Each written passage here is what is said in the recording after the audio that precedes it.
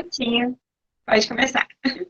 Beleza, então vamos iniciar aí hoje essa apresentação, né, para o pessoal, principalmente da UniBH ou para pessoas interessadas, né, e foi um convite que o Sebastião fez para poder ministrar essa palestra aí, essa apresentação pela AAPG.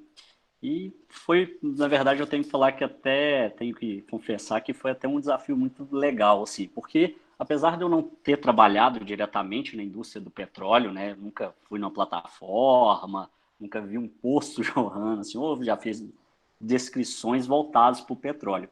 Mas, como eu já trabalho com geotecnologias há muito tempo, né, é uma área que usufrui muito dessas tecnologias.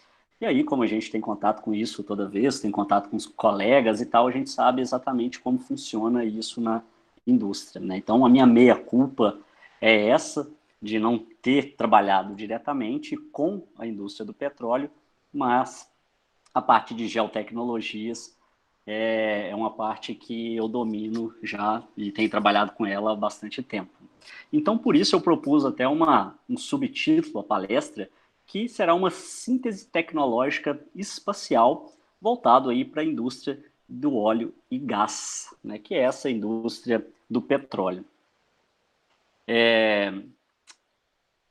A gente já até combinou isso aí agora, né? As perguntas vão ficar para o final. Eu, particularmente, até não gosto muito, mas numa dinâmica online é muito mais difícil, né, de administrar isso. Quando é pessoal e tal, no presencial, eu gosto de dar intervalozinhos assim, e aí entre um assunto e o outro eu já abro para algumas perguntas principais que a gente já discute, aquilo ali está fresco na cabeça, né? É uma dinâmica que eu gosto bastante. Mas aqui não tem como, né? Porque online eu não consigo ver a cara de vocês, na verdade eu nem me vejo apresentando aqui e eu só consigo ver a minha tela. Então isso dificulta um pouco mais a apresentação. Mas fora isso, tudo certo, a gente vai tocando aí, beleza?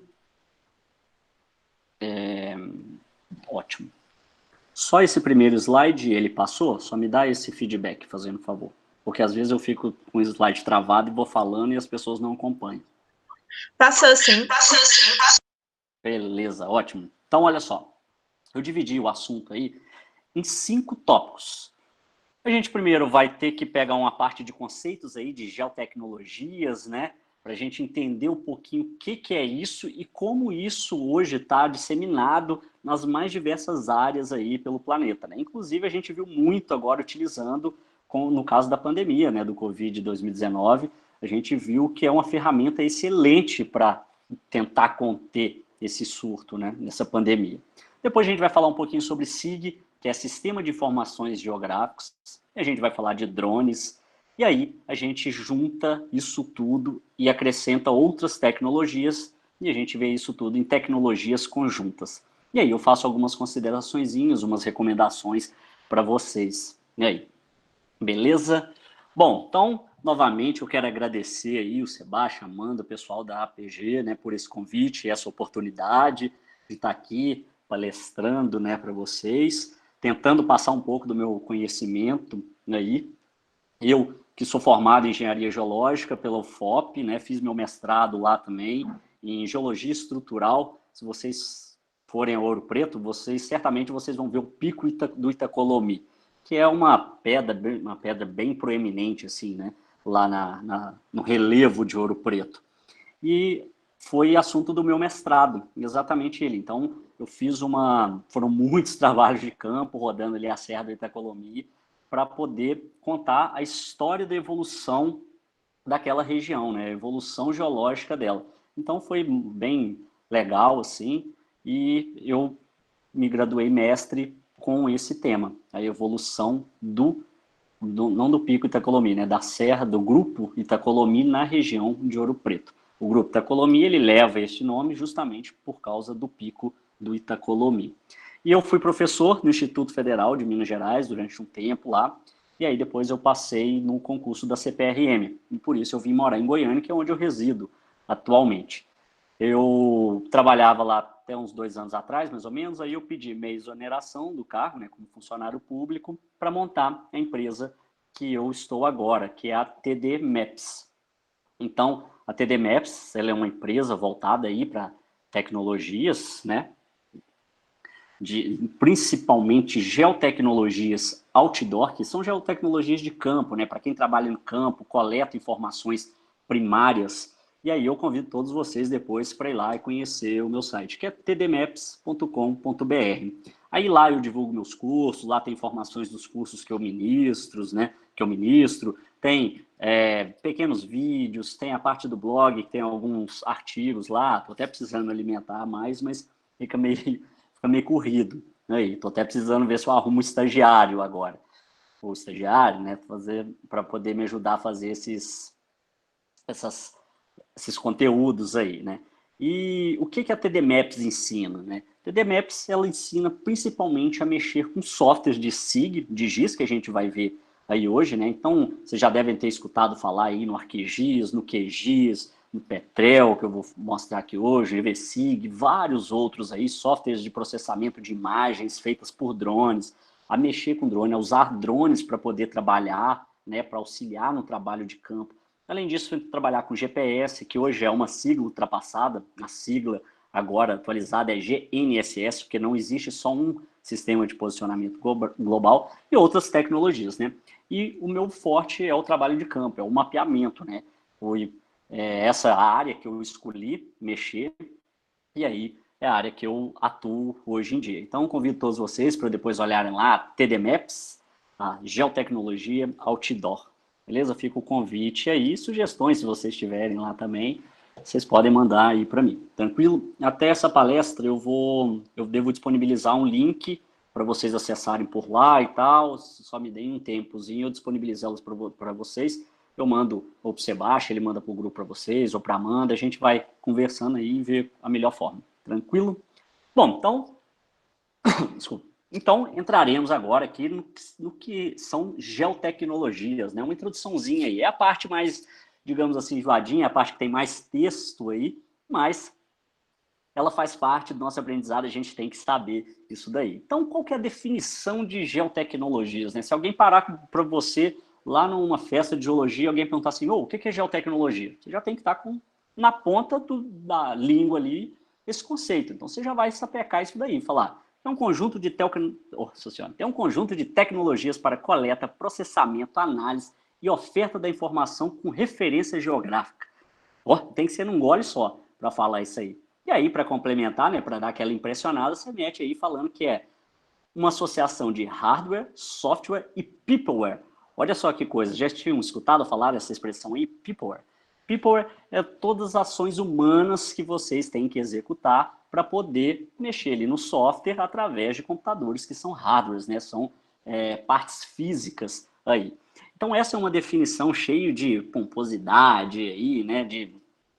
De conceitos e tudo mais. Mas uma coisa que eu quero chamar a atenção para vocês aí, nessa definição de geotecnologias, inclusive se vocês digitarem agora aí no Google, vocês vão com certeza cair nela, deve ser a primeira que aparece, é que ela abrange todas as etapas de qualquer serviço, que é a parte, por exemplo, de coleta, processamento, análise e oferta ou distribuição daquele conteúdo. Então, tudo que você tem que montar, né, desde o princípio, você usando uma metodologia científica, você usa geotecnologia se você estiver usando alguma referência geográfica, tiver algum sentido de localização espacial. Então, isso são geotecnologias, né? E aí, para isso, eu preciso de um computador, preciso de software, preciso de pessoas mexendo aquilo ali. Pessoas dos mais diversos assuntos, né, e atividades. Geólogos, geógrafos, biólogos, e outros tantos, até médicos, mexendo, podem trabalhar com geotecnologias. E qual que é a função dela? É auxiliar na tomada de decisão. Então, na hora que eu viro para vocês, falo assim, olha só, a região de Belo Horizonte está com, chutando aqui, sei lá, não vou nem falar número, a região de Belo Horizonte está com X casos de Covid confirmado, Covid-19 confirmado, a região de Nova Lima mais Y, e a parte da Moeda, Serra da Moeda, os municípios que compõem lá, Brumadinho, Moeda, está com mais Y, com Z. Na hora que eu falo assim, o assunto fica muito solto, mas mesmo assim eu usei informações de localização e coisas até que não tinham localização, né? como, por exemplo, a doença. Falar aí da disease toda do coronavírus, né? A síndrome respiratória. Então, ela não tem ligação. Agora, se eu mostro para vocês em um mapa quais são as localidades, aonde isso está localizado, e com gráficos ainda mostrando, por exemplo, gráficos de bola, que eles aumentam, diminuem de acordo com a quantidade de casos, isso fica muito visual e fica muito fácil de entender. Então, por isso é uma ferramenta importantíssima para a tomada de decisão. E aí, isso faz com que gestores consigam ter os aparatos técnicos necessários para poder opinar ou até mesmo tomar uma decisão sobre o assunto, né? E ele baseia-se, as geotecnologias são compostas por quê? Pelos sistemas de informação geográfica, né, que é o SIG ou GIS em inglês, a cartografia digital, hoje a nossa cartografia, eu arrisco a dizer que ela deve ser 98% digital, né? Por mais que a gente desenhe alguma coisa em campo, ela sempre depois termina num computador. A parte de sensoramento remoto, né, feito principalmente pelas constelações de satélite que a gente tem circundando a Terra o tempo inteiro. O sistema de posicionamento global, e aí a gente conhece mais pela sigla GPS, né, que essa é norte-americana, ainda tem o GLONASS, que é russo, tem o Galileu, tem o Beidou, que é chinês. Então existem essas outras constelações que também dão um sistema de posicionamento global. Além disso, a topografia georreferenciada, né? Esses conceitos, eles são abordados em artigos, né, com referência e tal, e aí vocês podem procurar a Rosa 2011 ou até 2006 também, que ele tem exatamente esses conceitos aí sobre geotecnologias. Bom, então passando a parte mais teórica aí, né, mais enjoadinha, a gente começa agora a ver geotecnologias na indústria do petróleo. Então eu tive que fazer todo esse preâmbulo aí, né, montar esse arcabouço para a gente poder entrar com geotecnologias na indústria do petróleo. Na indústria do petróleo, por mais que a gente não conheça diretamente aí, né, as pessoas ainda estão estudando, vocês estudantes, acho que é a maioria aqui, né, não teve contato direto, mas vocês já sabem o que é a indústria do petróleo, tem ideia e tal. E ela é basicamente dividida em 3 fases aí: upstream, midstream e downstream. Então, cada fase dessa aí vai se preocupar com uma parte de exploração, uma parte de prospecção, uma parte de distribuição. E aí é onde a gente vai abordar essas geotecnologias. Tanto lá para a parte de prospecção, exploração, produção e de distribuição. Então, a cadeia do petróleo ela é muito comprida, né? Ela é muito longa. Então, vai desde a pessoa que está lá prospectando para ver se aquela região tem possibilidade de produção de óleo e gás. Na hora que prospecta, faz daquilo ali um reservatório, né, consegue calcular, começa a fase de exploração, e aí tem toda a parte de produção, de refino e depois de distribuição, né? Então é uma rede muito grande. E geotecnologias pode ser aplicado em todas essas etapas, né? E uma outra que surge agora, que ela é muito pujante aí, ela é eminente, né, para todas as indústrias, que é a parte de prevenção. E prevenção no sentido de prevenir acidentes, no sentido de fazer manutenções preventivas, né, de você estar um passo já adiante do que pode acontecer. Então, as geotecnologias elas vão estar em todas essas etapas aí. Em qualquer parte do meu processo da indústria do petróleo, eu consigo encaixar alguma coisa de geotecnologia. Então, por isso a importância de você ter a ferramenta certa para aquilo que você vai trabalhar. Independente da área, né, que você vai seguir aí ou não, se for para a indústria do petróleo, se for para geologia ambiental, estrutural, você alguma hora, e principalmente na geração mais nova, né, dessas gerações mais novas, vocês vão trabalhar com geotecnologias. E aí, dentro de geotecnologias, como a gente viu, tem lá sistema de informação geográfico, né? E aí, olha o tamanho da definição do conceito de sistema de informação geográfico. Primeiro fala que ele vem oriundo do GIS, depois fala que precisa de hardware, software também, e de pessoas, recursos humanos, né? E a finalidade do GIS, ela casa muito também lá com a parte de geotecnologias, né? Porque ela é uma geotecnologia, então ela tem que ter no cerne dela aí essas questões. Então, por exemplo, ela facilita a análise, a gestão ou representação do espaço e dos fenômenos que nele ocorrem.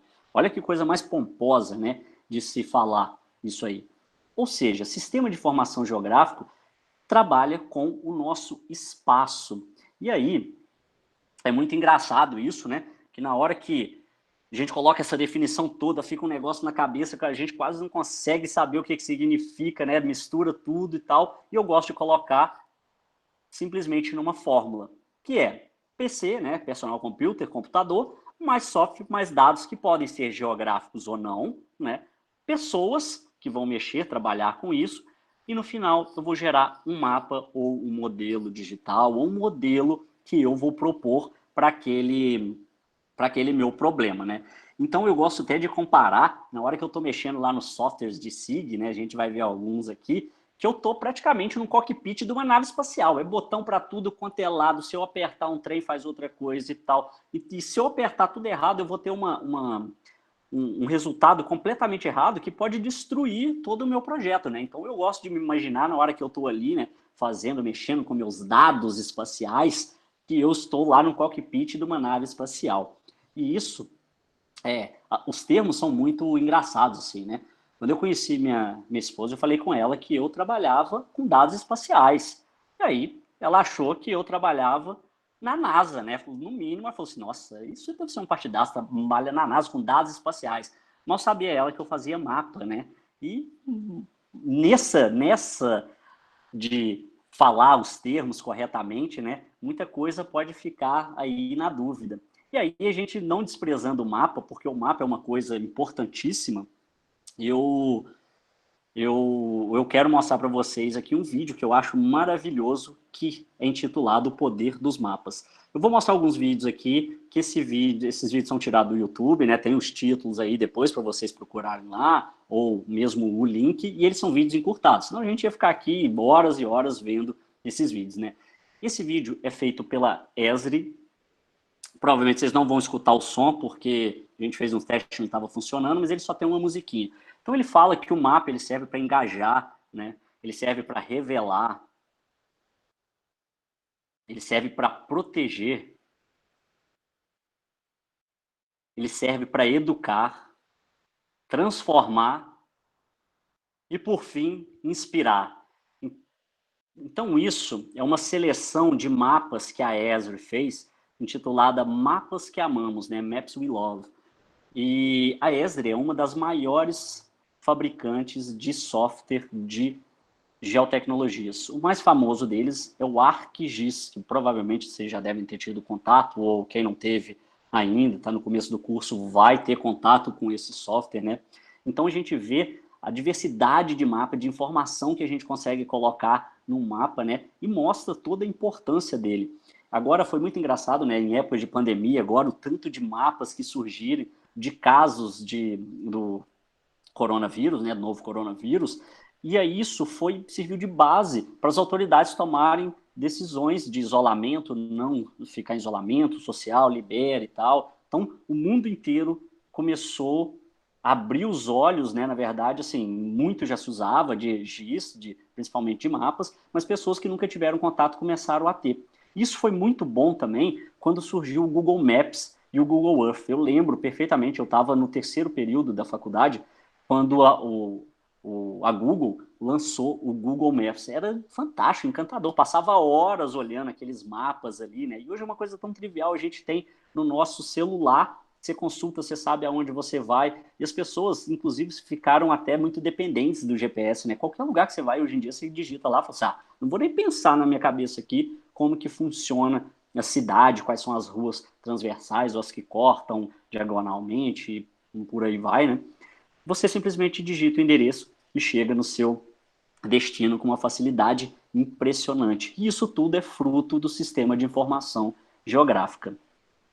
E o SIG, né, dentro da área de óleo e gás, ele está envolvido desde a fase da prospecção até a fase da distribuição. E agora eu incluo mais uma, que ela não tem tradução para o português, que é o H, é a sigla HSE, que significa Health, Security and Environment.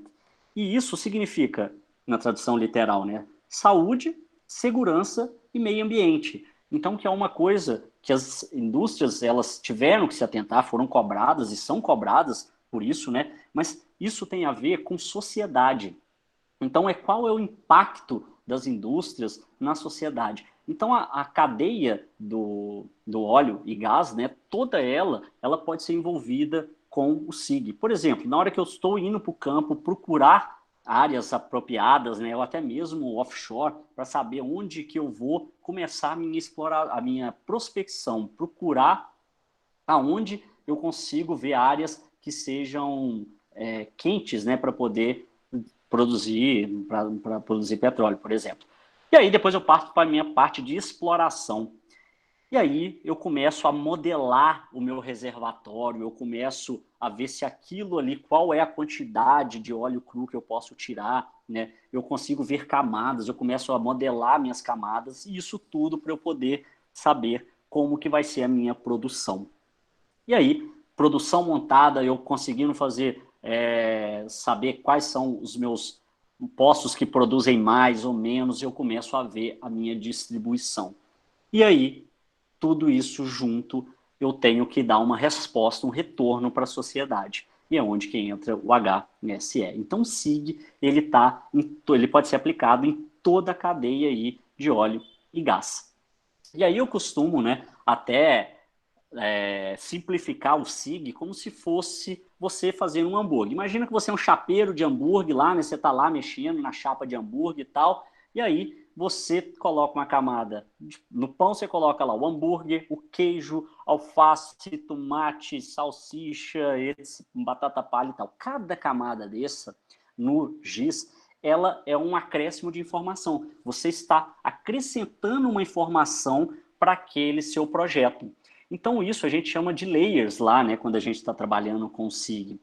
Então, eu vou colocando as minhas layers, ou camadas, né, que é a mesma coisa, e aí eu vou acrescentando informação para esse meu projeto. E ela pode ser espacial ou não. Por exemplo, a Covid-19 é uma doença. Então, eu estou falando muito de Covid porque é o momento que a gente está vivendo, de pandemia e tal. Mas vamos pegar como surgiu aí o SIG, que também surgiu exatamente com um problema sanitário. Então, Jon Snow, que não é aquele personagem lá do Game of Thrones, era um médico britânico que começou a identificar a origem do surto da cólera. E aí, na Inglaterra teve um surto imenso de cólera, né? E aí as pessoas não sabiam de onde vinha, era uma doença nova e tal. O que o Jon Snow fez? Ele começou a reparar que as pessoas buscavam água, né, de pontos determinados. E aí ele começou a coletar essa água e perceber quantas pessoas estavam infectadas do lado, que moravam próximo ou que usavam essa água.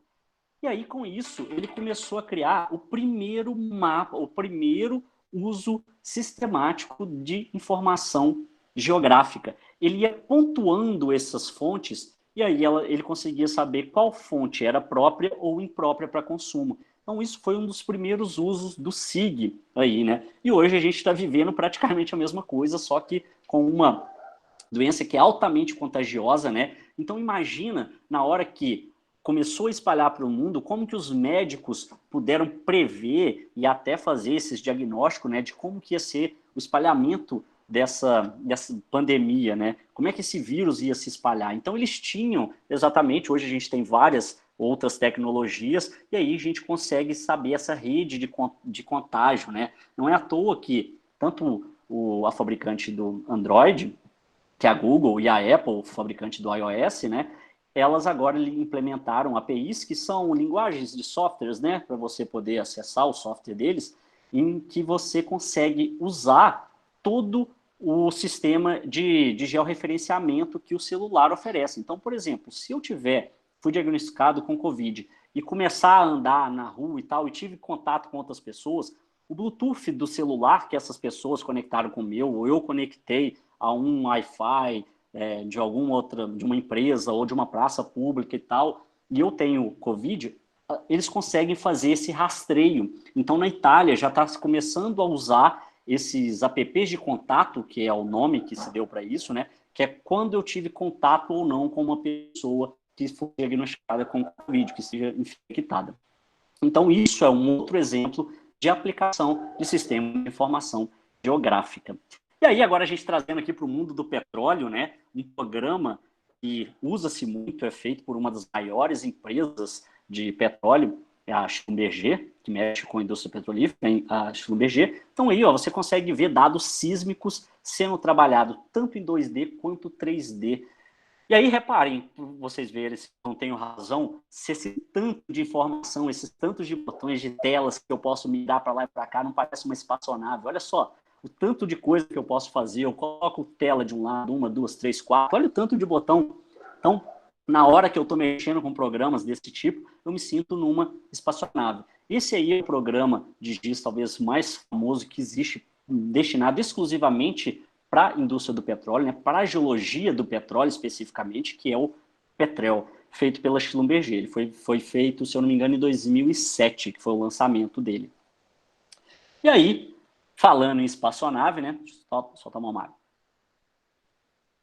A garganta seca, né, porque eu falo demais. Falando em espaçonave, a gente agora traz aqui para um tipo de aeronave que é muito popular, está muito popular ultimamente, que são os drones. E os drones, que não são coisas novas, né? Surgiram lá na década de 60 e para finalidade militar, assim como a maioria das coisas, internet, GPS, várias outras tecnologias que a gente usa, surgiram lá de forma a atender os militares, né? E a gente vê um monte de nome aí para drone, né? Se a gente fosse ficar aqui falando os nomes da legislação, ficaria pelo menos umas 4 horas só falando disso. Mas o termo técnico para drone é RPAS, é a sigla RPAS. E essa sigla significa Remote Pilot Aircraft System. E aí a gente tem um problema até usar essa sigla aqui no Brasil, porque o S na língua portuguesa, ela dá a intenção de acréscimo, de plural, né? Então, quando eu coloco esse S, às vezes, nos relatórios, pode achar que são várias aeronaves. E não, o S é de sistema. Então, a gente tem usado sempre em maiúsculo. E drones é um nome genérico, né? Drones é um nome aí dado para aeronaves não tripuladas, né? Ou seja, não tem pessoas sentadas nela lá. E ele recebe esse nome pelo zumbido que faz, né? Quando a hélice se choca com o ar, ele faz um barulho como se fosse de uma abelha. E aí, por isso, ele recebeu esse nome de drones. Também tem uma história falando que eram muito similares a umas abelhas, de umas bombas que foram jogadas aí na Segunda Guerra e tal, mas são só teorias, assim, né? O fato é que zumbido, em inglês, a gente fala que é drone. E aí tem outras siglas. Tem a UAV, que é Unmanned Aircraft Aero Vehicle.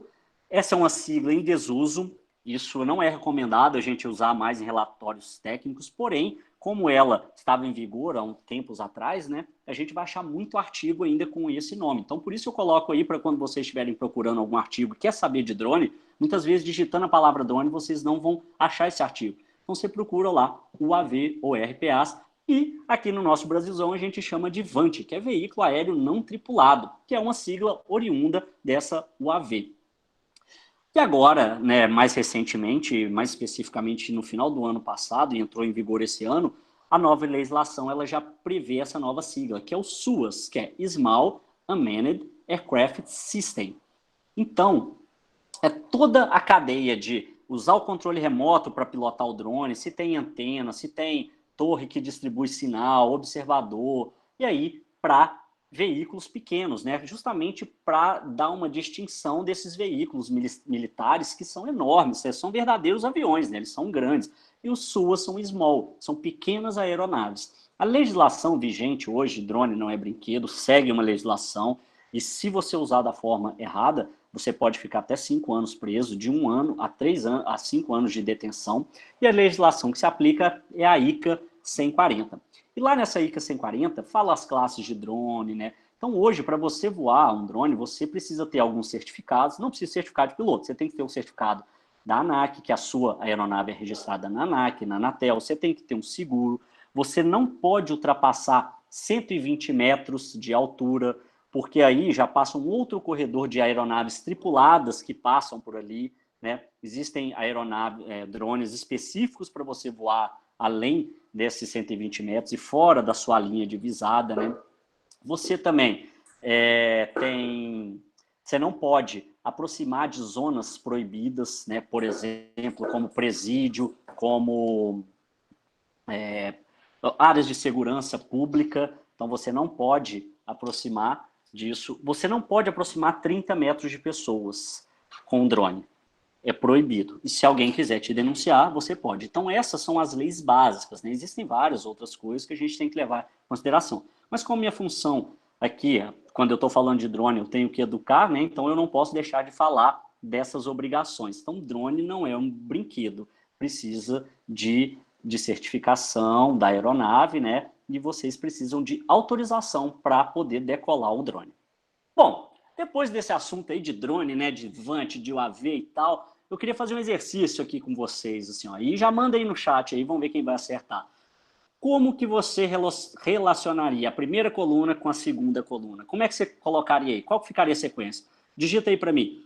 1, 2, 3 e 4, ou 4, 3, 2, 1, 2, 3, 1, 4, 4, 2, 3, 1. Como que ficaria aí? Eu vou até olhar aqui no chat aqui para ver como é que vocês estão respondendo aí. Vamos lá.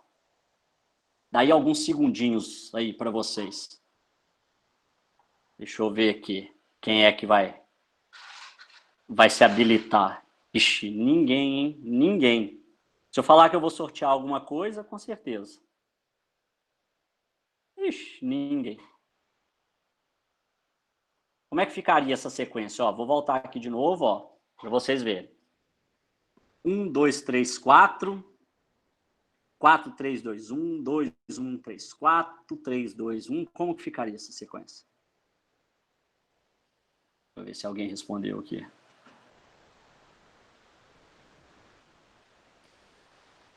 Bom, eu vou fingir que o meu chat está travado. Ó, não, o povo mandou 1, 2, 4 e 3. 1, 4, 2, 3. O povo está animando. 2, 3, 1. Ó, vamos ver. Esperar mais uma respostinha aqui, vamos ver. Teve gente que acertou aí, hein? Teve gente que acertou. Essas pessoas que acertaram e digitaram aí, quando me encontrar pessoalmente, pode me cobrar um bombom, que eu vou dar um bombom, hein? Eu vou esperar mais uma pessoa aqui. Vamos ver, dou-lhe uma, dou-lhe duas, dou-lhe três. Bom, já era. Então essas pessoas aí podem me procurar. Estou devendo um presente aí, um bombom para vocês. Beleza? A verdade é que qualquer sequência aqui está correta. Se você colocar 1, 2, 3, 4, 4, 3, 2, 1, 2, 3, 4, 1, independente. Todos são drones, todos podem ser VANTs, todos já foram UAV, porque não se usa mais essa sigla, e todos são RPAs. E o que vai diferenciar eles aí? Se você usa para serviço ou não.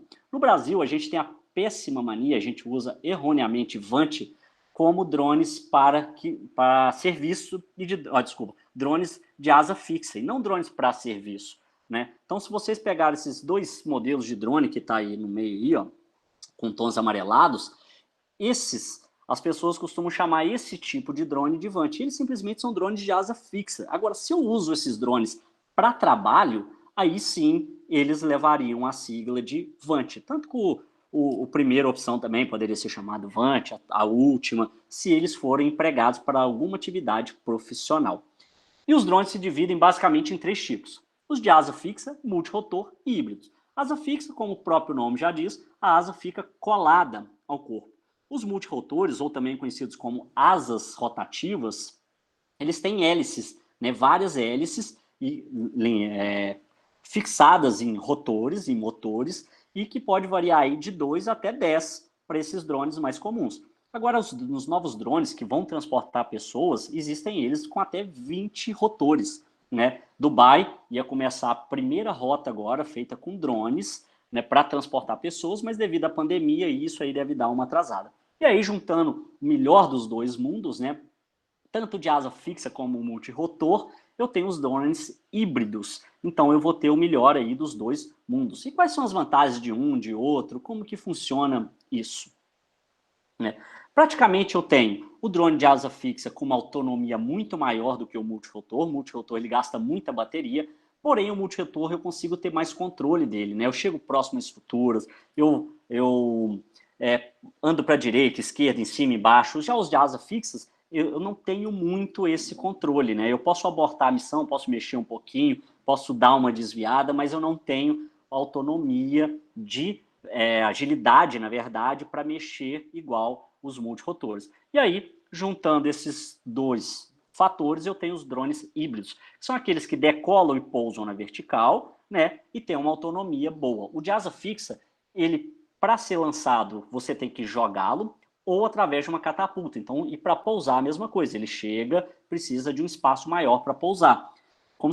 Funciona como se fosse um aviãozinho mesmo, né, aqueles aeromodelos.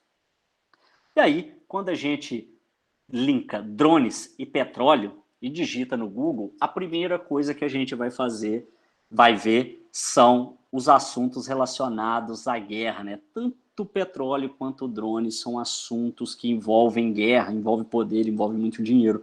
Então, as notícias mais recentes aí, 2019, setembro de 2019, né, mostram ataques de drones em refinarias sauditas, né? Então, vocês devem se lembrar disso daí, isso deu uma mexida na geopolítica, né? O preço do petróleo depois aumentou muito, foi um negócio difícil de contornar. E aí começou a ter mais regulamentação para o drone, né? O que acho até correto nesse sentido aí, porque imagina, qualquer pessoa fica suscetível a ataques agora por drones, né? E isso é muito perigoso. Então, infelizmente, a gente tem essas duas associações aí, hoje feito principalmente pela internet, né, de drones com petróleo. Não é o que eu gostaria, né, e o que eu gostaria é justamente essa daqui, que teve uma pesquisa feita pela Global Data, né, Global Data Thematic Research aí, que mostram 5 tendências de uso de drones para a indústria do óleo e gás, né, saiu na mídia especializada, Offshore Technology,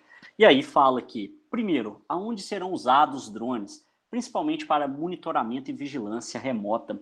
Imagina você ter lá na sua refinaria, toda hora, vigilantes que tem que ficar rodando para lá e para cá e tal. Você simplesmente programa o seu drone, você alcança um raio muito maior, né? E você consegue fazer identificações, você consegue também monitorar processos, né, com ele aí.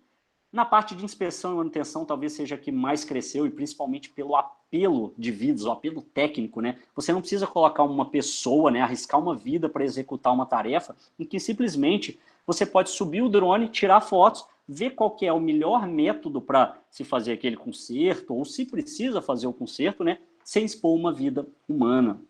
E, inclusive, fazer manutenções preventivas, né? Com a facilidade, você tende a ter mais dados sobre aquilo e isso torna-se uma prevenção. Gerenciamento de gases, né? Por exemplo, o gás metano, que é o ligado à indústria de gás, né? Respostas de emergência, então o drone rapidamente consegue responder a emergências aí, e o que tem sido desenvolvido é o manuseio de materiais, né? Transportar materiais, ferramentas de um lado para o outro, né? Isso aí vai ser um grande sonho. O meu sonho era ter um drone com um bracinho. Imagina, você falou assim, você controlando ele lá, pegar alguma coisa, trazer para você. Cara, ia ser fantástico isso, né? E tem drones sendo desenvolvidos com ferramentas para poder fazer esse tipo de interação. Então, os drones, eles têm que ser vistos como uma ferramenta de coleta, né, de informações atualmente.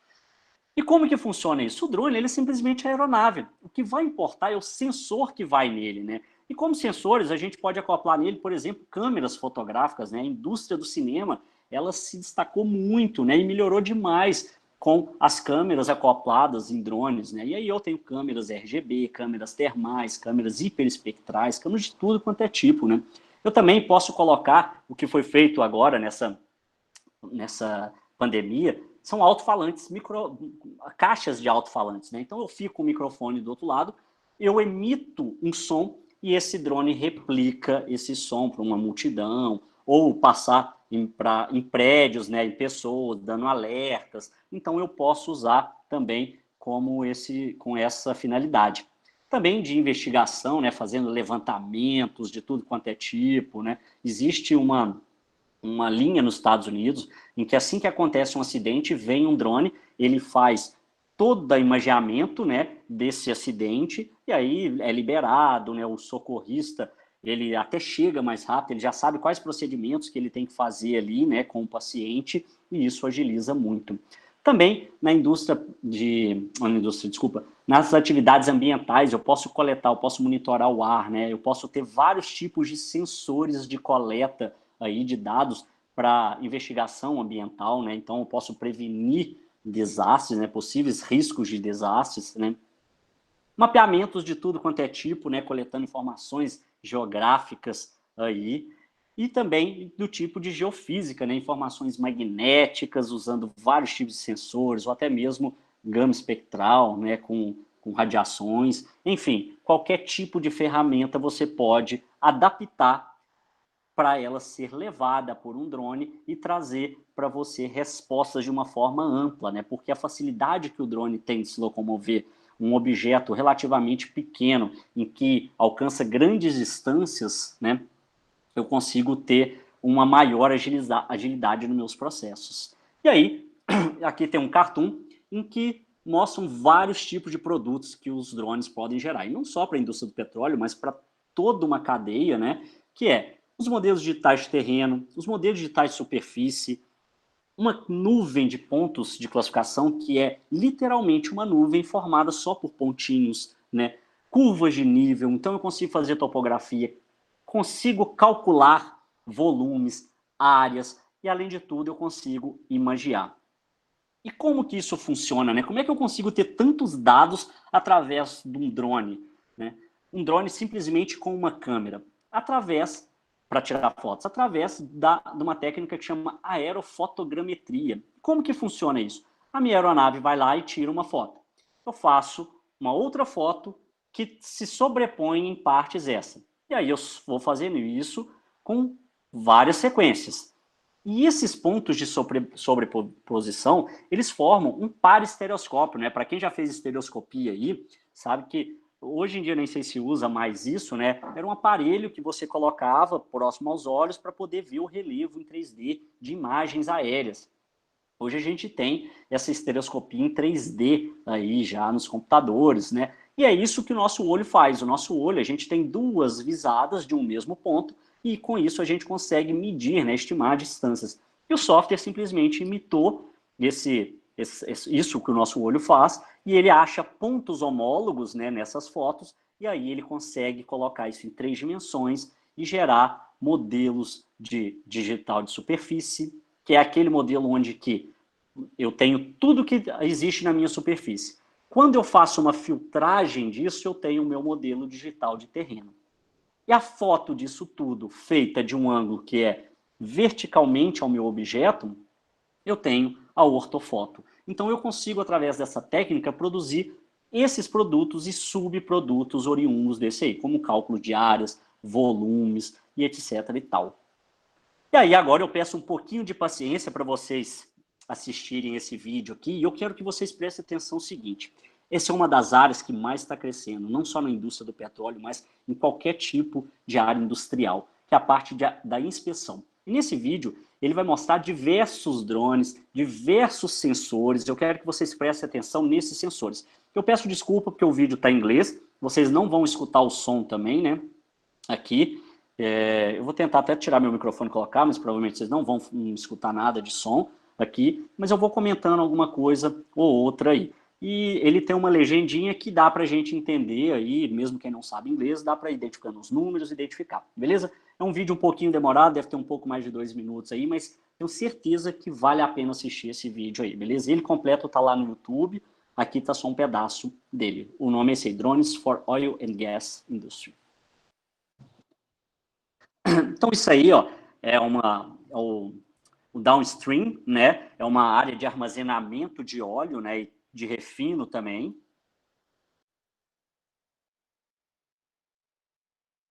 Ele fala que tem 20 tanques e que eles estão executando um trabalho com drone lá para poder ver a integridade desses tanques e dos tubos também.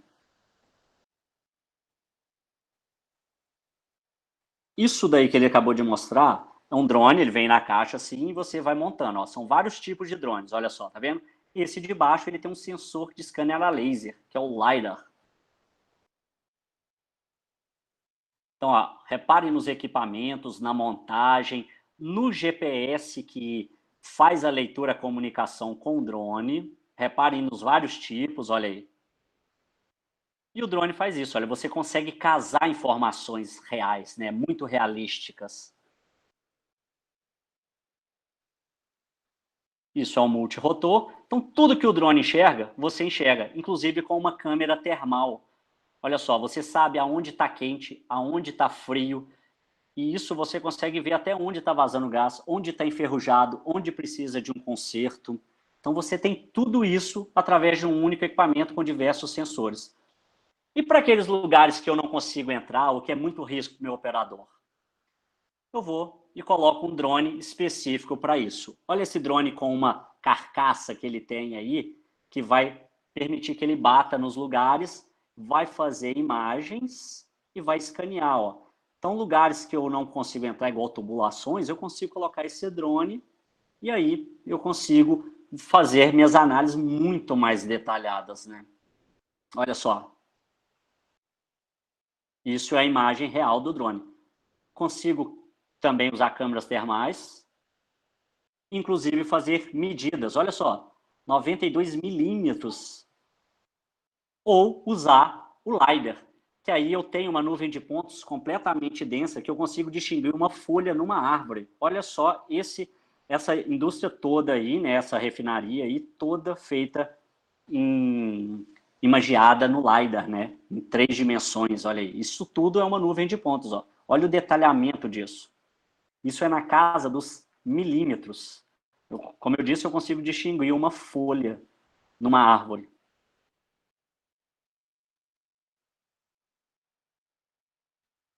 E aí eu posso trazer isso para o escritório, todo esse levantamento que eu fiz, e aí eu começo a trabalhar com ele, né? Então, é uma ferramenta fantástica, né, para serem aplicadas aí. Já é bastante aplicado na indústria do petróleo. Então, um conselho que eu dou para vocês é: atentem-se a essas tecnologias. Beleza? Então, esse é o videozinho aí. Peço até desculpa novamente aí pelo tamanho dele. Não, eu acho que esse foi o maior vídeo que eu coloquei em todas as minhas apresentações que eu já fiz, mas ele valia a pena, com certeza. E aí, ó, existem vários drones para inspeção, né? Então tem esse Helios que a gente viu ali, que ele tem essa carapaçazinha e que você vai, ele pode bater e não quebra essas hélices, né? Eu tenho drones que eu consigo colocar sensores para captar gás, para captar qualquer tipo de vazamento. E uma startup agora, canadense, criou o SkyX, que é um drone voltado só para fazer inspeção nos tubos de distribuição, né? O pipeline, ele vai seguindo esses tubos e aí ele consegue fazer a inspeção muito mais rápido que eu colocar 2, 3, 4, 5, 7 pessoas indo e analisando esses tubos, né? Então o drone faz isso de uma forma muito rápida. E aí eu trago para vocês hoje uma novidade, que um drone submarino. Eu, particularmente, iria chamar isso de submarino, mas como o drone faz parte até de um marketing, né? Esse é um drone submarino equipado aí com hélices, com cabo, com tudo, e ele chama hidromia, ou hidromia, eu não sei como é que faz a pronúncia dele ao certo. Como que ele funciona? Ele tem um cabo, né, que ele é içado, e aí você solta ele na água. E ele tem vários sensores aí, né? Mostra como é que é a bateria dele, onde que fica, sensores eletromagnéticos, né? Scanners, câmeras. E aí como que ele funciona? Você vai mergulhar ele num tanque, né? Lá, por exemplo, vamos supor que você precisa fazer uma inspeção na sua plataforma, no casco do seu navio, ou qualquer coisa desse tipo aí. Simplesmente você coloca o hidrômia lá. Esse, novamente, é um vídeo, ele tem um vídeo completo lá, isso aí é só um pedacinho que eu pensei lá. Ele se libera do cabo, mas ao mesmo tempo ele fica mandando informações para esse cabo, né? Então é aí que ele manda informações via wireless. Isso é impressionante, porque é um wireless que funciona debaixo da água, porque a gente tem esse impedimento, a água vai fazer com que as ondas se comportem de maneiras diferentes do ar, né? E aí ele vai entrar e vai escanear o seu compartimento aí, né? Ou o que você está querendo lá. Então ele faz todo o scanner dessa área e aí ele manda essas informações direto lá para quem está na parte de cima, na superfície, poder analisar. Então, esse aí é o hidrômetro. Depois vocês procurem lá o resto do vídeo, é muito bacana, é uma startup suíça, né, que já trabalha há 15 anos no mercado aí da indústria do petróleo, né, mercado petrolífero, e desenvolveram esse drone aí agora. Então, aplicações na indústria do petróleo de drones pode ser tanto na fase de prospecção como mapeamentos para a gente identificar os tipos de rocha, né? Identificar os sites, né? Que são os locais ali em que se pode fazer a exploração, né? E aí a gente parte já para a exploração para fazer a parte de locais adequados, levantar aquela topografia, já na produção para a parte de inspeção, segurança, manutenção, distribuição, novamente, manutenção, inspeção e junta a topografia. Então, o drone pode trazer diversos tipos aí de informação, né? E aí, na hora que eu pego isso tudo e junto, eu pego o SIG, eu pego drones, eu pego sensores dos mais diversos possíveis, eu pego realidade aumentada, realidade virtual, mais sensoramento remoto. Aí, se eu já me sentia no cockpit de uma aeronave, agora eu me sinto numa sala de controle da SpaceX, por exemplo, né, da NASA, onde você controla tudo, você tem muito mais recursos para poder ter informação de tudo quanto é lado e entregar um produto muito melhor. E aí, o que acontece é esse tipo de produto, né? Você consegue manipular uma área, né, um afloramento, por exemplo, você consegue fazer desenhos nele, interpretações em calcários do Cretáceo, né, carboníferos, aí, que pode ter anomalias aí, talvez para óleo ou gás, e aí o seu mouse ele acaba virando agora um sensor. Então imagina você, a partir de agora, tá trabalhando, né, e esse é um vídeo da Shell, a Shell mostrando como é que eles fazem a coleta de dados, e o seu mouse agora ele vira um sensor de realidade virtual. Cada um no seu computador, no seu óculos, fazendo a interpretação do seu perfil ali, né, estratigráfico, colocando fotos, sabendo qual que é a largura, o tamanho, traçando falhas, né? Você linka todas essas informações no software e consegue trabalhar isso com muito mais precisão. Então isso já é uma sala de estudo que a Shell tem e que a maior parte das empresas vão migrar para isso, né? A pandemia ela trouxe essa necessidade tecnológica muito evidente agora, né? E aí todo mundo teve que se adaptar rapidamente e isso adiantou para a gente pelo menos uns 5 anos aqui no Brasil de interação das pessoas com a tecnologia. Então, brevemente, a gente já vai estar mexendo com esses tipos de equipamentos aí, espero eu, né? Bom, e qual que é o futuro? O futuro é inteligência artificial, né?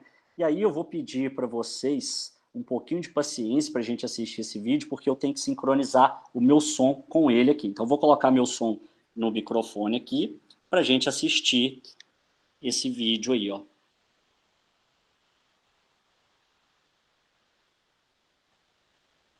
Opa, desculpa. Eu sou uma revolução tecnológica. Esta manhã eu li mais de 4.000 artigos sobre leucemia em menos de um segundo. Milhares de novas leis foram publicadas ontem. Eu já conheço todas elas. Eu sei todos os detalhes de todos os relatórios financeiros públicos dos últimos 20 anos. Eu posso detectar doenças antes que os pacientes apresentem qualquer sintoma. Eu entendo eufemismos, idiosincrasias e metáforas complexas. Eu posso dizer o que vai vender bem antes de virar tendência na internet. Eu posso prever o tempo em mais de 2 bilhões de lugares ao mesmo tempo. Eu posso crescer com você, treinar você, melhorar você, Instruir você. E eu estou só começando. Olá, meu nome é Watson. Juntos, podemos repensar os limites do possível. Bem-vindos à era cognitiva. E aí?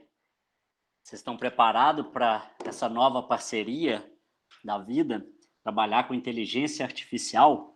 Esse aí é o famoso Watson, inteligência artificial da IBM, né? Ele você pode usar na internet hoje, ele em boa parte é aberto, você alimenta essa machine learning, né, essa inteligência artificial, em troca a IBM deixa você fazer vários trabalhos utilizando o Watson.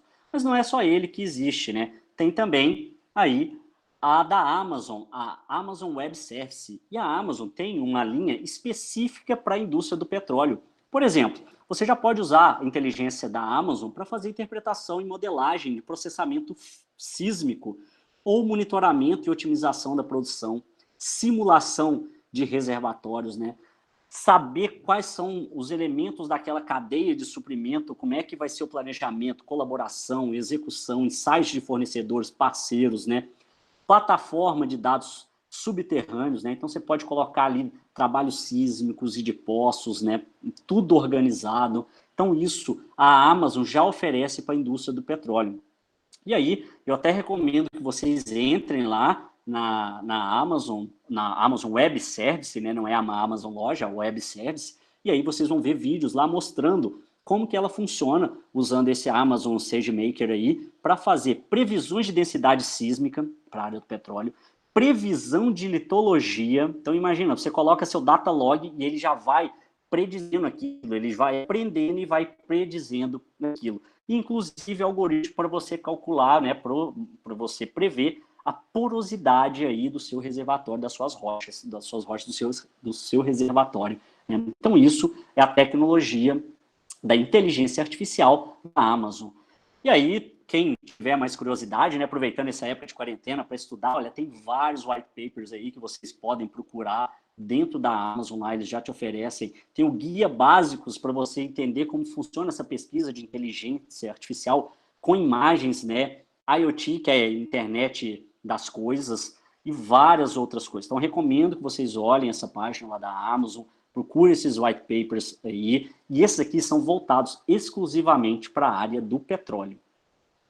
E aí, como não podia ficar de fora, né, uma das maiores empresas da área do petróleo, a Schlumberger, ela tem a inteligência artificial dela, que é a Delphi, né? Então, imagina você faz toda a sua interpretação ali no Petrel, e aí você consegue juntar todos esses dados lá e usar a inteligência artificial ainda para fazer a modelagem dos seus reservatórios. Então, a própria Schlumberger ela já tem essa inteligência artificial aí, que chama Delphi. E aí, para a gente, falando de inteligência artificial, esse negócio completamente difícil, né, tal, como é que a gente pode começar aí vendo essa parte do petróleo?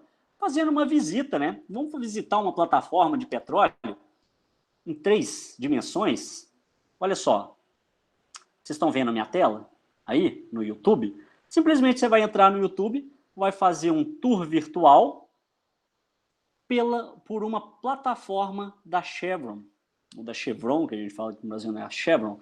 Então, olha só, estou vendo a minha nuvenzinha, aqui para mim está aparecendo um barulhozinho de helicóptero, não sei se vocês vão escutar, provavelmente não. Porém, eu consigo ir mexendo aqui, ó, 360. Então, ó, eu vejo o helicóptero aqui, ele indo lá para o meu navio, ó, indo para a plataforma de petróleo, olha aí. Então, ó, consigo ir rodando 360 graus aqui, ó. Se eu tiver aquele óculos de realidade virtual, melhor ainda, que aí eu fico praticamente imerso, ó. Eu vou dar uma adiantada aqui para vocês verem como é que funciona, ó. Então, aqui eu estou andando dentro da plataforma aí, ó. E eu tenho a visão 360 graus, ó. Se você quiser ver como isso foi feito, né, que é muito legal, e aí tem a parte, inclusive, feita com drones, olha só que legal. Olha aí. Vamos olhar lá para cima para a gente ver? Içando, olha aí. Está içando a gente, ó. Olha lá para baixo. Massa, né? Tem a parte aqui também que você vê o behind the scenes. Então você procura aí, tem essa plataforma de estação de óleo e de petróleo da Chevron. Bom, então essas tecnologias conjuntas serão a nossa nova parceria aí, né? A tecnologia humana, né? E tem coisas que a gente não consegue fazer, a gente tem que utilizar a inteligência artificial e ela é muito melhor do que a gente para descobrir esses padrões, aí a gente não vai conseguir superar, né? E algumas considerações para a gente finalizar primeira delas, se o seu trabalho ele relaciona-se com onde, né? Essa palavra onde, ela tem importância no seu trabalho, SIG é a sua solução. As ferramentas de GIS ou SIG é a sua solução. E se não são, tente encontrar, porque com certeza ela vai otimizar todos esses seus processos aí. Então, repara na sua atividade ou no que você for trabalhar se você consegue, se você tem esse fator onde. Se você encontrar esse fator onde, o SIG vai te ajudar e muito. A outra coisa é escolher a ferramenta mais adequada para a sua atividade. A gente viu um monte de drone, mas não adianta eu comprar um drone caríssimo para voar, por exemplo, para fazer um drone grande, caro, para fazer uma inspeção na tubulação que tem 1 metro. O drone vai se espatifar lá e quebrar todo. Então não adianta, eu tenho que ter equipamentos certos para aquilo. Por isso, eu tenho que conhecer quais são essas ferramentas, né? E sempre faça com que seu trabalho seja rastreável, porque aí você consegue medir tudo que você executa nele e consegue saber onde você errou, onde você pode melhorar, e isso vale também para a vida, não só para a sua vida profissional. Tente deixar rastros e saiba como encontrar esses rastros aí para poder melhorar tudo que você faz. Beleza? Então, encerrando, eu devo ter passado alguns minutos aí, provavelmente, bom, contando com aqueles minutinhos lá que a gente foi esperando o pessoal entrar, deu a nossa quase 1 hora aí, né?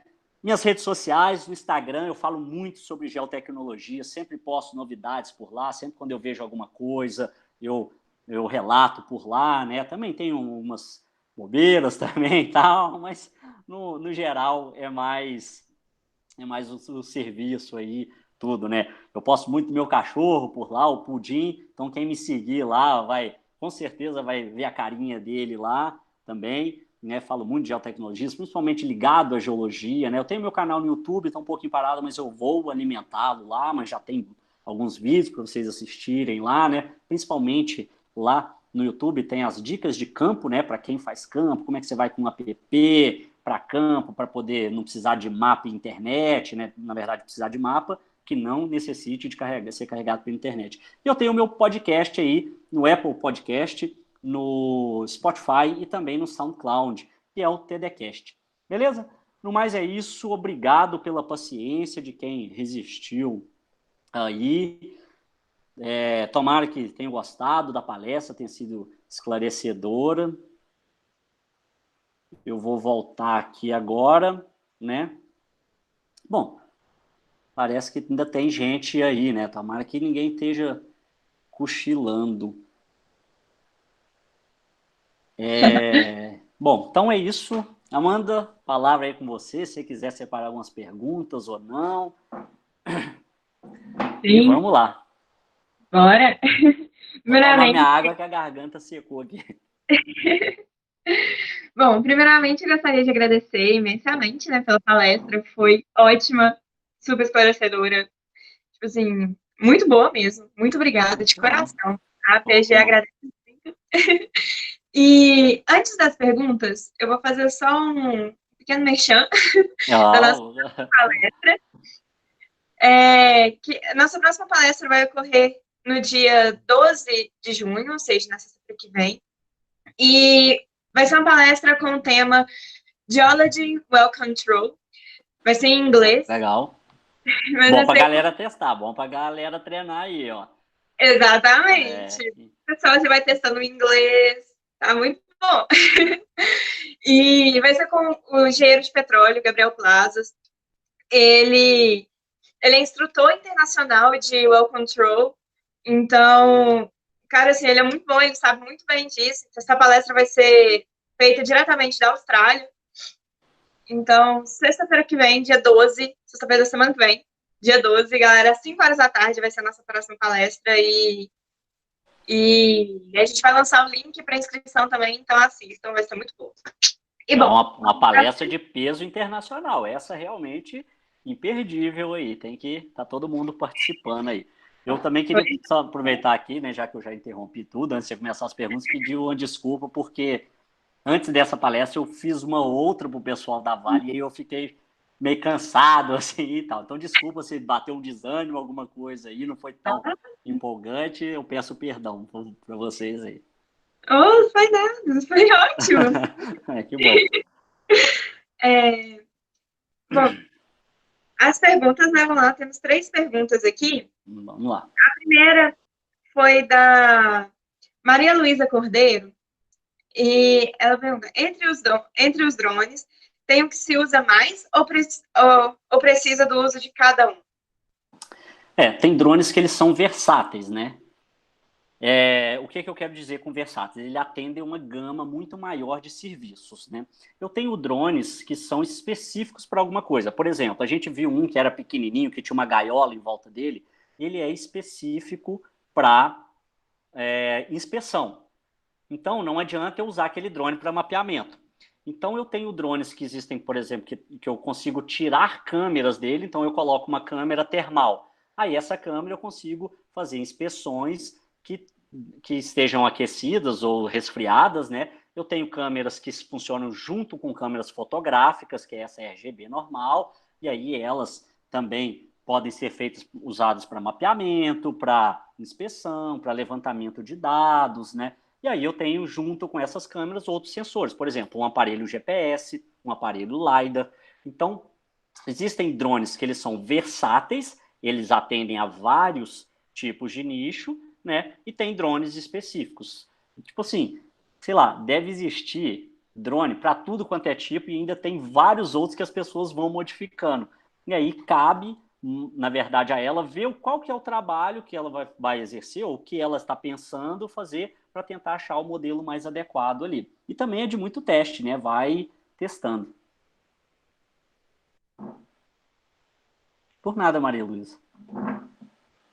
Bom, a nossa próxima pergunta, né, feita pela Minelli Costa. Qual o software mais utilizado na indústria para tratamento de dados obtidos por drones? Ou até mesmo um software que auxilie na execução do drone? Bom, é assim. Eu vou responder essa pergunta de duas formas. Primeiro, para edição de imagens, né, pessoas descobriram, não, as pessoas já usam o marketing há muito tempo. Então, não adianta eu fazer um trabalho de drone perfeitamente, tecnicamente perfeito, se eu não tenho como apresentar aquilo para as pessoas. Então, existem edições de vídeo, né, que a gente consegue fazer para mostrar o modelo digital, para aquilo ali, para o YouTube e tudo mais, né? E aí existem softwares, por exemplo, que eu posso usar desde a imagem, usando o Photoshop, que é só fotos, até o Premiere, o Final Cut. Esses são softwares de edições de vídeos. E que eu posso fazer também alguns modelinhos em 3D. Pronto, então essa é a primeira parte da resposta mais geral. Agora, trazendo para a nossa área de geologia e tal, para eu fazer mapeamentos, levantamentos topográficos, por exemplo, eu tenho uma gama de softwares que vão ter preços diferentes. Então, eu tenho softwares que não custam nada, né, que são código aberto, porém eu tenho que saber um pouco de programação para mexer nele. Ele não é tão fácil de instalar, então eu preciso instalar um Docker e tal. E aí eu tenho softwares que são pagos, né, que vai aí na casa, antes do aumento do dólar, estava mais ou menos uns 19, 20 mil reais o software. E aí você consegue manipular as imagens dentro desse software. Então tem um software gratuito, software 10 mil, 20 mil, 30 mil reais. E eu tenho softwares por demanda também. Eu posso simplesmente fazer o meu viajamento, vou lá no campo, faço minhas imagens com drone, mas eu não sou bom para mexer com computador, não gosto muito, mas eu preciso desse produto.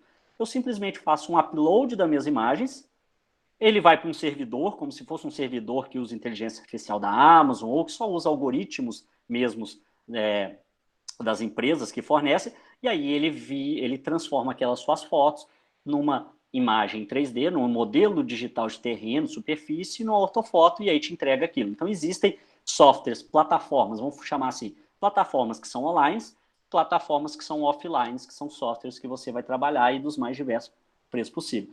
Nome deles agora. Eu tenho o Open Drone Maps, que é de graça, e se você não tiver paciência, você pode pagar $57 e o cara manda o instalador para você. Então você só instala ele igual instala um programa do Windows. Mas se você não quiser pagar, você vai lá no GitHub, baixa uns tutoriaizinhos lá, pá, e aí você consegue instalar. Tem o Metashape Photoscan, né, que é um dos mais famosos, e o Pix4D, que também é um dos mais famosos. Então esses três aí tá entre os 3 mais usados no mundo. Aí fora isso tem as plataformas, Drone Deploy, próprio Pix4D, tem a Horus. No Brasil a gente tem uma iniciativa muito legal de uma pessoa que pegou esse software livre e juntou com pessoas de tecnologia da informação e fizeram um site que usa esse software para processar. Então, o preço da imagem ficou muito barato. Então, você manda para lá e ele processa para você as imagens. Cada imagem sai a quase centavos aí, assim. Ai, muito bom. Tem mais pergunta? Bom, tem. Desculpa que minha internet Tá. trava aqui. Diga não. Bom, o Cláudio Barros, da UFOPA, está perguntando aqui. Quais são os drones mais acessíveis disponíveis no mercado para funções mais simples? É assim, eu que agradeço, Maria. Desculpa, o nome dela apareceu rapidinho aqui. Essa aqui perguntou, Minelli. Eu que agradeço a resposta, Minelli. O seguinte, drones existem de diversos tipos. Se você está começando agora, você quer brincar de drone e tal, entra no Mercado Livre e compra o drone mais barato que o seu dinheiro oferece. Se você achar o drone lá por R$60, R$80, 100, 200, enquanto você tiver aí, você compra esse dronezinho para você treinar, para você brincar. Porque você vai aprender os comandos, ele vai cair, ele vai quebrar, diferente de você comprar um drone que já começa em 4, 5 mil reais para você começar a poder oferecer serviços. Então, um drone aí que você coloca na faixa de 4, 5 mil reais já dá para você oferecer alguns tipos de serviço. Claro que eles serão serviços limitados. À medida que você vai subindo, de preço, vão ser drones mais específicos. Então, um drone, para que seja versátil, ele está na casa hoje aí de uns 12, 14 mil reais, né? Só o drone ali, com um controle e uma bateria. Aí, talvez na faixa aí de uns 16 mil reais, um drone com mais 2 baterias aí, ou 17 mil reais. E esse aí já dá para você oferecer já bastante serviço. Eu diria que uns de 80% a 85% do serviço você já conseguiria oferecer com esse tipo de drone, nessa faixa de preço. Fora os softwares, né? Esse é só o drone. Bom, Nada, Cláudio. o próximo é o Thales Cordeiro. Ai, saiu. O próximo é o Thales Cordeiro, da UFRN. Ele está perguntando, já é possível fazer aeromagnometria e aerogravimetria por drones? E você conhece algum trabalho? Sim, magnetometria é possível. Gama espectrométrico e magnetométrico consegue fazer com drone. Gravimetria ainda não. Gravimetria existem satélites, né, que conseguem coletar. São satélites militares, nem todo mundo tem acesso, nem alguns dados estão à venda, mas o governo que tem acesso. E mag, já tem gente fazendo inclusive no Brasil, usando esses drones com mag, né? Tem alguns que são adaptados e tem drones que já são próprios para isso. Então, existem vários trabalhos, já vi, nunca acompanhei de perto um levantamento, mas já mexi com os produtos e tal, é fantástico. Ele, obviamente, é destinado a uma área muito menor, né, do que o aerolevantamento tripulado, né, para geofísica, o magnetométrico, por exemplo, mas eles trazem resultados. Agora, o Gama, eu nunca recebi nenhum dado bruto, eu nunca vi, eu só vi apresentações assim. Ele é um negócio que está numa fase um pouquinho para frente da inicial. No Brasil, eu nunca vi ninguém oferecendo isso não chegou para a gente assim ainda, né? Os países que são mais adiantados é o Canadá, Suécia e agora a Alemanha, são os países mais adiantados em geofísica com drone. Mas é uma tendência aí, eu até tenho desenvolvido um projeto aqui com drone, que ele vai ter uma autonomia, né, de voo de 4 horas para poder fazer esse levantamento. Então, a gente está tentando trazer aparelhos de geofísica para poder acoplar nesse drone para ele poder fazer esse levantamento. O problema é que aconteceu a pandemia, então provavelmente isso vai ser adiado aí para frente. Nem sei se esse ano ocorre ainda. Provavelmente não, mas futuramente a gente vai estar com esse drone aí fazendo esse tipo de trabalho. Beleza? O Thales, né? Isso. Beleza, então. Bom, eram essas perguntas. Mais uma vez, quero agradecer imensamente pela palestra, por ter respondido essas perguntas de uma forma muito boa, que realmente foi ótimo. Só tenho a agradecer. Obrigado, que bom. Tomara que todo mundo tenha gostado aí. E quem sabe, talvez uma outra próxima a gente encontra aí. Claro. Né? Esperando acabar essa pandemia, quem sabe a gente depois, no novo normal que a gente vai viver aí, a gente possa encontrar pessoalmente todas as pessoas, né? Aí para a gente poder ter uma outra palestra, tá bom? Parabéns pela iniciativa de vocês. Aí é muito legal essa iniciativa de capítulo estudantil, né? Isso a gente não dá valor isso talvez quando é estudante. Eu na minha época não tinha, né?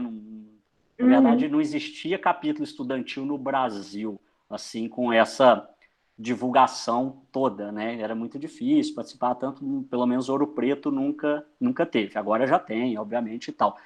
E eu vejo que é uma oportunidade de aprendizado maravilhosa, assim, ó. É um jeito de você estar conectado com profissionais e tal, que futuramente podem ser seus colegas de trabalho aí, né? Então, deem valor nesses capítulos, é uma forma de aprendizagem maravilhosa e parabéns aí pela iniciativa de vocês de estarem conduzindo esse capítulo estudantil.